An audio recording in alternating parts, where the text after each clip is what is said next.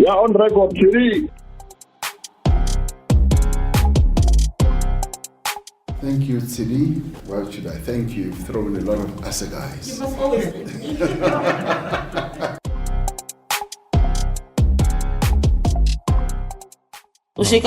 No. You are being unfair because what accountability, Tshidi? You arrested me. I came to court. That's accountability. I came to court.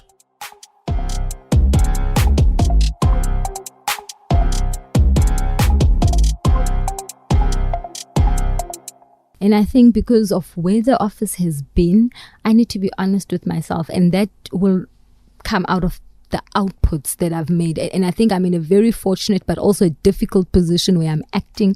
It is an opportunity for me to assess myself and say, am I capable? Am I going to be able to handle this?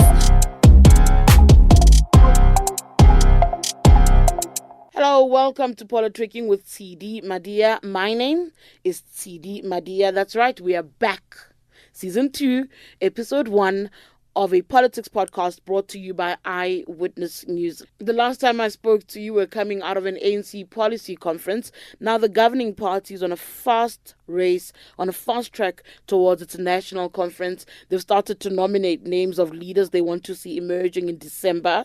So I think that's going to be interesting. What we also had in this period is former President Jacob Zuma. I think he's 81 years old, ailing former President Jacob Zuma, putting his hand up saying he can be a chairperson. He can be the next chairperson of the ANC. The gravely ill former President Jacob Zuma, the same person who has corruption charges to answer to. And the reason why I mention corruption charges is because obviously that makes him eligible for step aside. But that gentleman wants to be nominated and to be considered. I'm not seeing the nominations going in his way. And then Dr. Nkosazana Dlamini Zuma has also put her hand up to be president again. So you're having flashbacks of Nazareth that are playing themselves out if you are following the politics of our country. Will it be a CR17 versus NDZ versus Zwelim Kize? That's kind of what the picture feels like at the moment. I don't believe this picture because this picture is being led by provincial executive committees. That's not how the ANC necessarily functions. That conference in December is one of branches. You must pay attention to what branches of the ANC want versus what we're being told provinces want. Because I have a sneaky feeling that those two things will not be aligned. And then the other thing that happened was that Joburg had a change of guard. Yes. So Executive Mayor Mpho Phalatse, I think that's what a handle says, is now being told to change and remove the Executive Mayor of Johannesburg from her title. Why?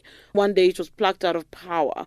I couldn't understand why the mayor, former mayor if you may, went on a social media campaign to fight for her position when you can go to the political parties and council, because those are the people who vote. Those are the people who vote. Those are the people who either support your bid to stay or will have you removed. When you go to social media and say, guys, call radio stations, write letters, petition this, it's a cabal of corruption, a cabal of criminals, you're talking to the wrong people. The message to the public is important about what your leadership represents. But when it comes down to it, they'll tell you politics is about numbers, yeah? And politics moves ever so quickly. I predict very soon we're going to see interesting happenings in Mogale City, in Ekurhuleni, where I live, and I think Tshwane might be a little bit more difficult to maneuver. So I think there is a realignment of the politics in the metros in Gauteng. What does that tell us? That you must be wary of 2024. Or mind you, Nelson Mandela Bay has also had a change of guard. So lots happens in this country. But for now, I'm not speaking about the party political space. In this episode, we'll speak to a Chapter 9 leader. Advocate Kholeka speaks to us about the pressure the office absorbs on a day-to-day basis. She speaks about that Phala Phala inquiry that we are all waiting to hear more about. And she speaks about her love for amapiano. Take a listen.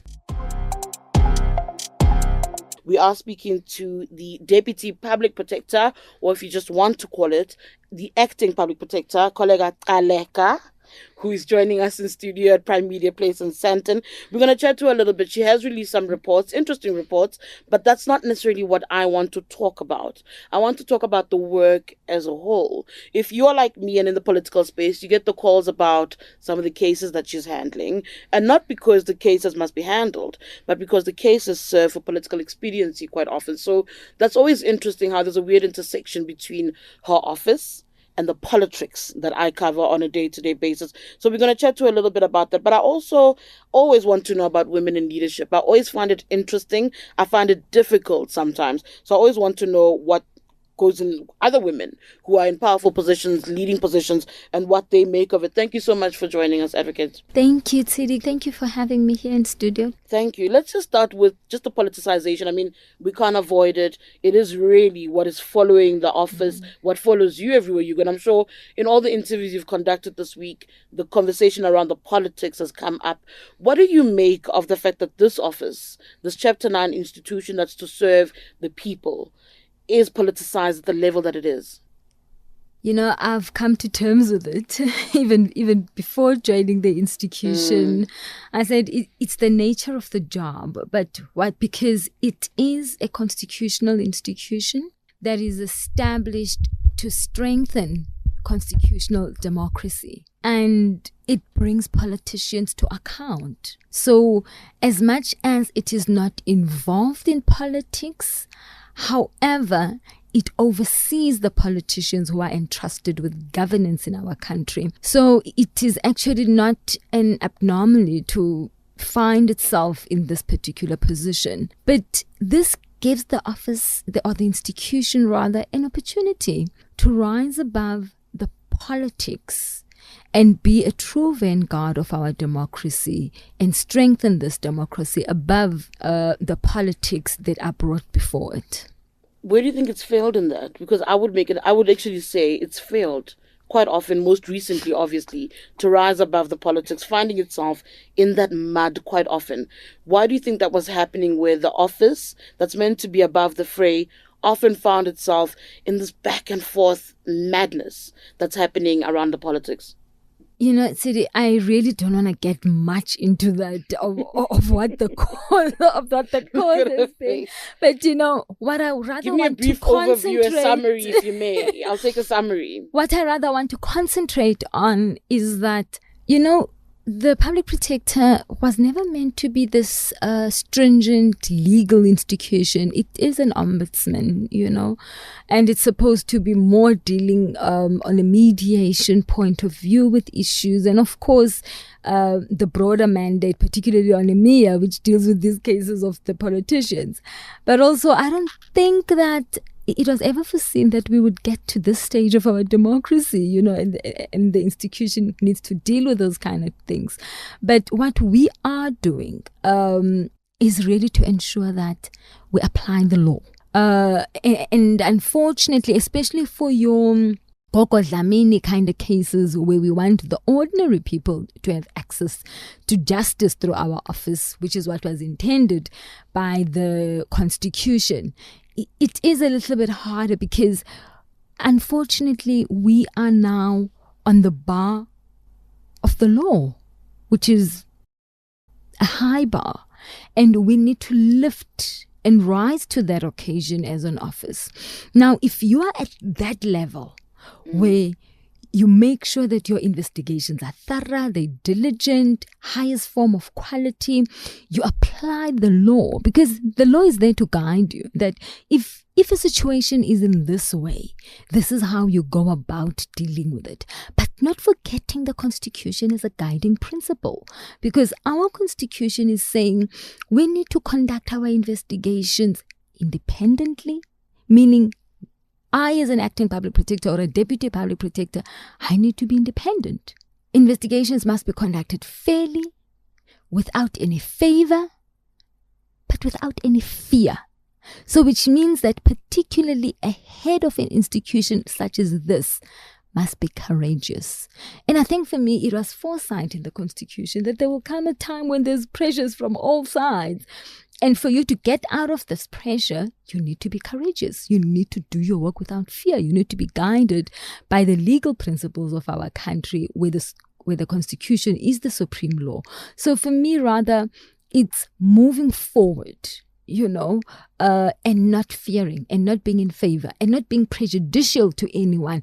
Look at the case less, or it's the president's case, therefore, you need to put more pressure on the investigators and all of that. You need to ensure that you conduct your work in line with the applicable prescripts, because the institution does have applicable prescripts, and those prescripts are there to ensure fairness, non-prejudice, and to make sure that the cases have a particular flow. I'm sure a lot of people have asked you about whether or not you've got a relationship with the suspended public protector. I want to know a little bit about that, and whether or not you've maybe had conversations with the other former public protector, with Tshidi Madia, as you try and navigate the space with the kind of pressure you're facing.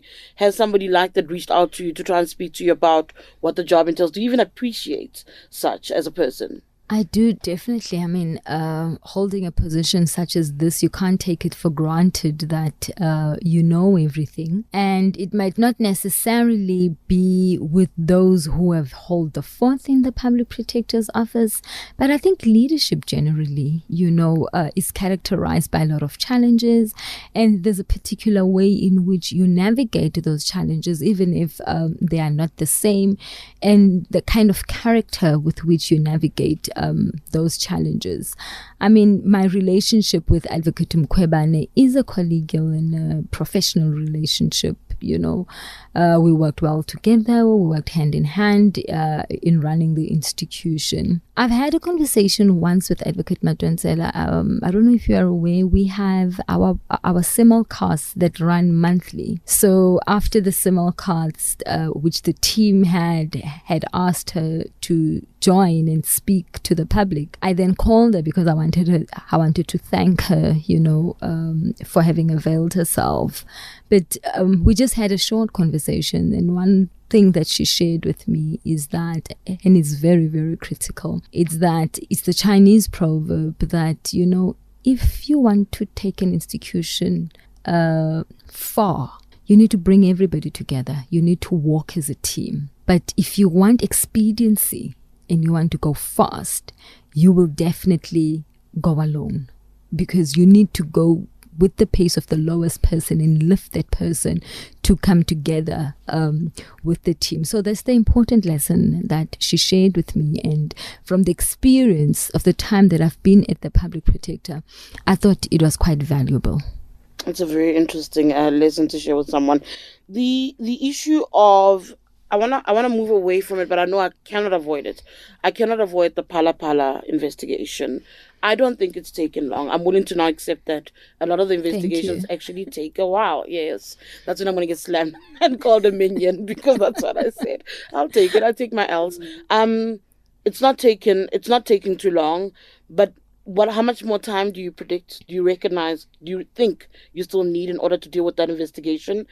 And I know it's their rights to march. I've heard you say it's their rights. We all recognize what the Constitution says. But also, as Kholeka, as this is happening, as you must now step out of the office where you've got work to do to go receive a memorandum of demands that there's no way you don't know what we know. When that march is happening, that's for political relevance. As that's happening, what is also going through your head? Let me start with the first question. Sure. Around the time frame of Palapala. I don't want to make a commitment and then after a while they said, no, but you said it might take so long. I'll be the first one to call Ope and say, Ope, she said it should be done today. Why is it not done? Yeah. But we are handling Palapala with the utmost of priority. It's not for the ANC December conference. Not at all. That's not our business. Our business is to ensure that we handle cases within a reasonable time, to ensure accountability, to ensure that justice is not delayed, justice takes place within a particular time frame. But what concerns me most, it's the quality. Because as you said, we've had so many of our decisions overturned. Now, I can't ignore all those remarks and findings that the courts have made and saying, there's this pressure on Palapala and therefore I need to conclude Palapala speedily, I must ensure that Palapala follows due process. And what I've done in that is that I have reinforced the investigation team. Instead of having one investigator, I've got two focused investigators, a chief investigator and a senior investigator. But the investigators don't report to me about Palapala. They report to their seniors. We've got an executive manager responsible for investigations branch. We've got the chief operations officer who is the overall head of investigations.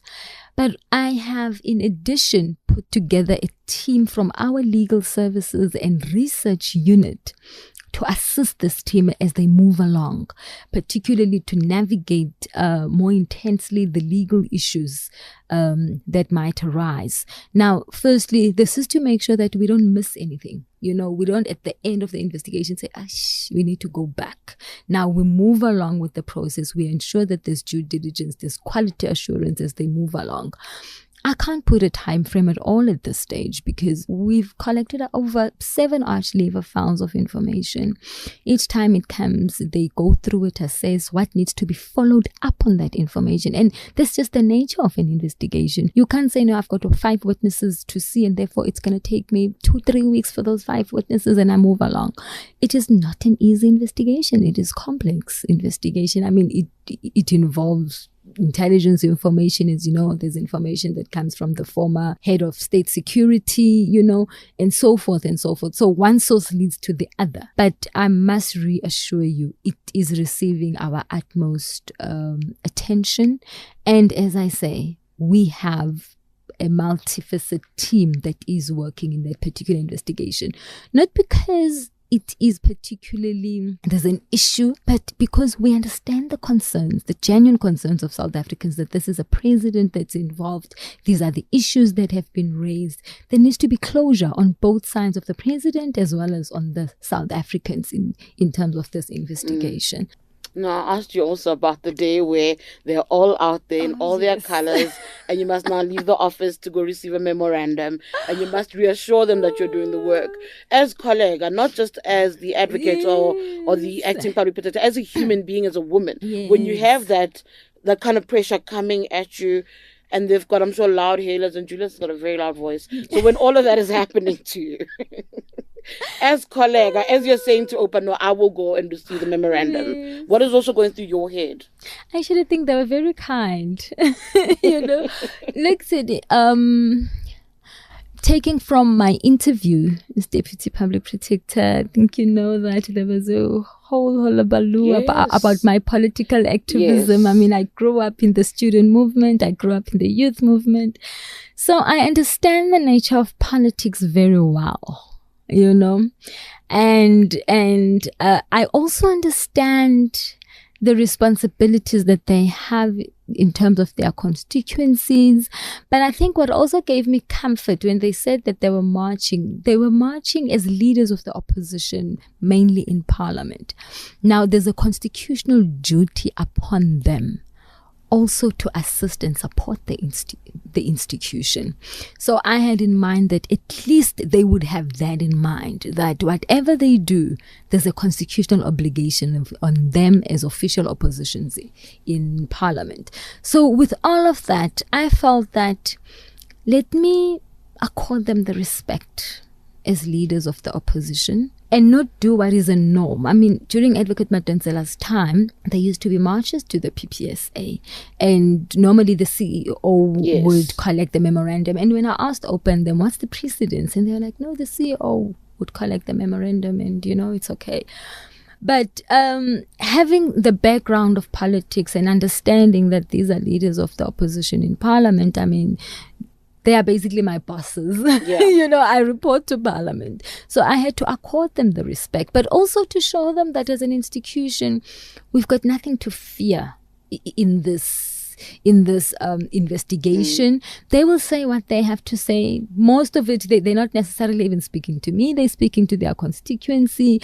And I need to respond to it in a manner that says, you've got but my constituency is the entire South Africans, the entire citizens whom I have to show that they can have confidence in this institution.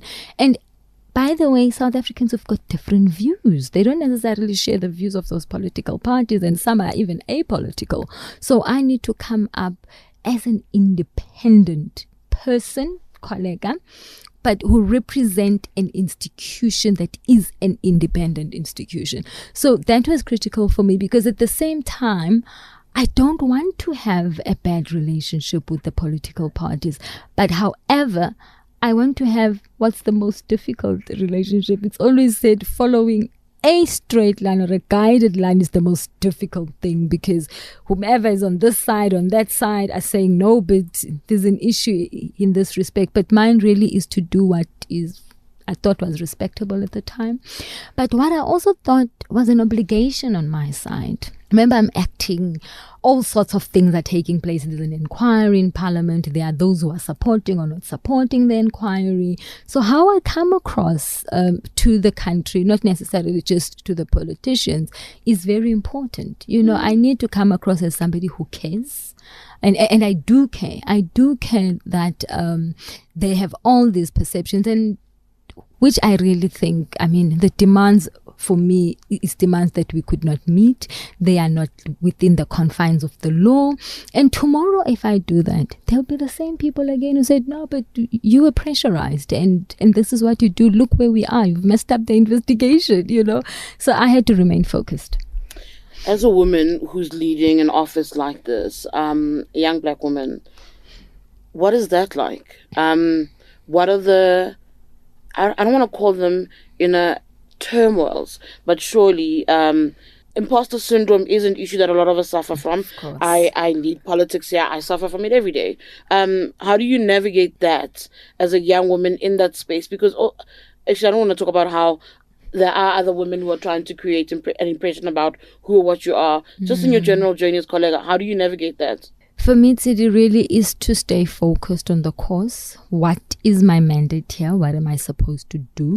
Of course, I am a human being. I mean, there are some things that, fortunately, I'm not active on any social media platform, so I don't get to read some of these things. You're sparing yourself a lot. It keeps me sane and it keeps me focused. I don't have to be worrying that so-and-so said, because we are humans. We sometimes consume these things. But when they happen to get to me, I mean, the question I once asked myself was, I mean, we are in this mess as a country, and look at how many men are involved in this mess, and who's insulted them like this. I feel very strongly about that when it comes to men, yeah. So if I was a man, would I be having these kind of attacks against me? You know, would I be having this kind of attack on my capabilities? Because that's what it is. They might not say it, but basically that's what it is. So yes, that does come to mind. But I think what is important for us as women leadership is that, yes, more is expected of us. You know, that's just the unfairness of society. They expect you to do miracles and so forth. But for us, it's a good opportunity. It's a good opportunity to show that we can turn things around. Things can function in a manner that they're supposed to be functioning as intended by the establishing legislations, which is not happening in our country. But most importantly, women can stand their ground, and we need to do that and prove that more and more, because most of the time in women leadership, there's always a thought that there's a man in the background or there's a man on the side who's a figment of their imagination that's calling the shots and so forth. So it's perceptions most of the times, but it's perceptions that we need to navigate and manage and show that you are this person. But how do you do that? It's exactly with what Advocate Madonsela said to me, is to move with your team. Your team needs to know how, why, and what. If there's a decision taken, they must know how we got to this decision as a team, not as me, you know. So for me, that's really how not just now, how I've navigated things ever since I've been in a leadership position. I am winding down. What don't we understand about you? What is your downtime like? People always ask journalists, like, oh, what do you do outside of doing this thing and chasing politicians all day? And people are always surprised by the things that we get up to outside of the job. What do you do? What don't we know? I spend time with my friends. I spend time with my family, you know. I go out if I can. I mean, I must admit it's been a very tough past 3 months. I've hardly had the time to really go out jolling and all of that. Where do you go jolling? What kind of joll do you do? I want to know your vibe. Like, when you say jolling, you even use the word jolling. What's your vibe? Like, what's your scene? No, my scene is not that hectic. It's mostly a house scene, either at my house or at a friend's place or even at my sister's place. You know, And the music you'll be listening to? Oh, wow. Now I'm into amapiano. It's okay, Ratwana. We'll love amapiano. I'm with now, you. you know. They really, really make me excited. And I've got a 19-year-old son who loves rap music. So I do a bit of that. And then he reminds me, Mom, that doesn't look cool on you. So Those are my favorite genres. A little bit of hip hop, a little bit of piano. Yeah. I am done. My last question to you is: the current public protector, suspended or not, her term of office does come to an end next year. They need to get into a round of trying to find a public protector. Have you been approached? Are you available to move from just being the deputy public protector or even acting into maybe being considered, putting your hand up to be considered as the next public protector for the country? I've not been approached. I mean, the process is not yet on, but also I think once the process starts or towards the process, for me, I'll have to do an individual assessment. And I think because of where the office has been, I need to be honest with myself, and that will come out of the outputs that I've made. And I think I'm in a very fortunate but also a difficult position where I'm acting. It is an opportunity for me to assess myself and say, am I capable? Am I going to be able to handle this? So those are the kind of questions that when the time comes, I will have to ask myself and say, based on this, but also get the vibe from my team. And I think that's the advantage, whether the team feels I'm the kind of person they can move forward with should I be considered.